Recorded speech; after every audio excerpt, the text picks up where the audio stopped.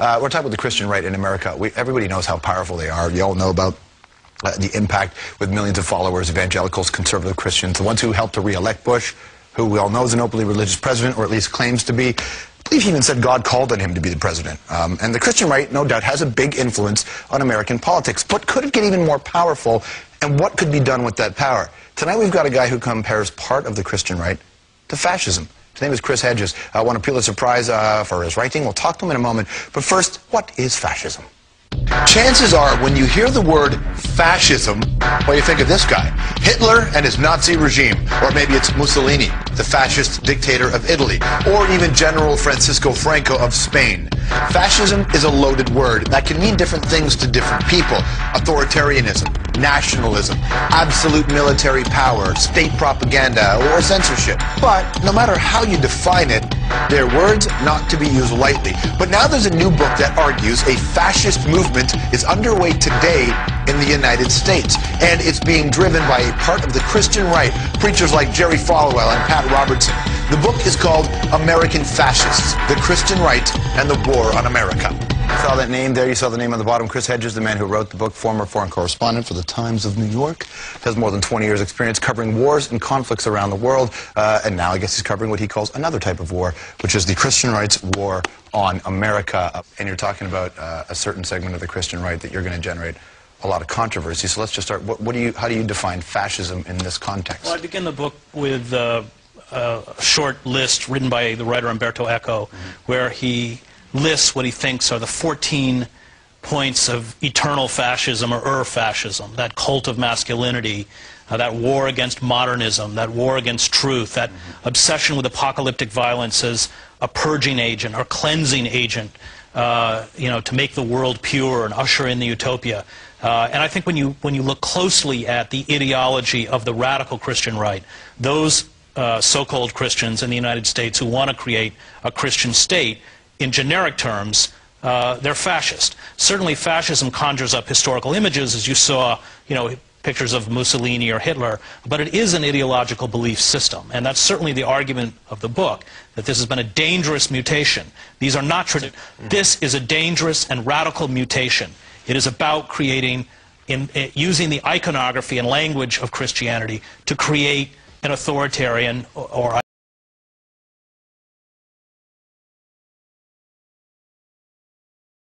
I mean, we use the old term evangelical. They're not evangelicals. What they want is something very different. They want to legislate their narrow morality. They want to usher in a non-reality-based master. Okay, now, in order for, what I want to know about the fascist movement, the reason why the fascist movement was frightening with the Italians back then and frightening with Hitler and the Nazis is because they were actually in power. Right. There really doesn't seem to be the same sort of environment in place in America today that would allow that to take place. Well, and that's a very good point, because in order for these movements to take power, they need a prolonged period of instability or crisis. And we don't have it. However, another catastrophic terrorist attack, which I spent a year of my life covering Al-Qaeda for the New York Times, all intelligence officials that I interviewed and my colleagues interviewed described as inevitable, an economic meltdown. I covered the war in Yugoslavia. The war in Yugoslavia was caused by the economic collapse of Yugoslavia that gave rise to these demagogues, not ancient ethnic hatreds. Or a series of environmental disasters could usher in a period of instability that would allow this movement to come to power. This is a sick old world. Kids, you've got to change things. There's a new church like this every 2 days in America. 25% of the American population, that's about 80 million people. If the evangelicals vote, they determine the election. They've taken over the White House, Congress, the judiciary for a generation. This is just the tip of the iceberg. You see those kids? They're training kids to be prepared to take over government positions. Are you a part of it or not? Speak the word of the Lord!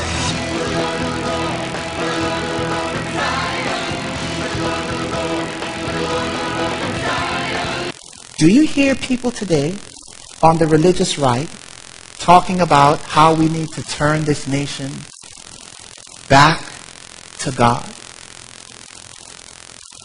How we need to pass religious laws, and anyone that doesn't vote the way that God would vote?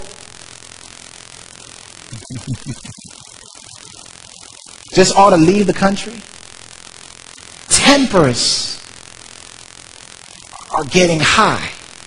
As early as 1888, the Seventh-day Adventist Church wrote this: when the leading churches of the United States, uniting upon such points of doctrine as are held by them in common, shall influence the state to enforce their decrees and to sustain their institutions, then Protestant America will have formed an image of the Roman hierarchy, and the infliction of civil penalties upon dissenters will inevitably result.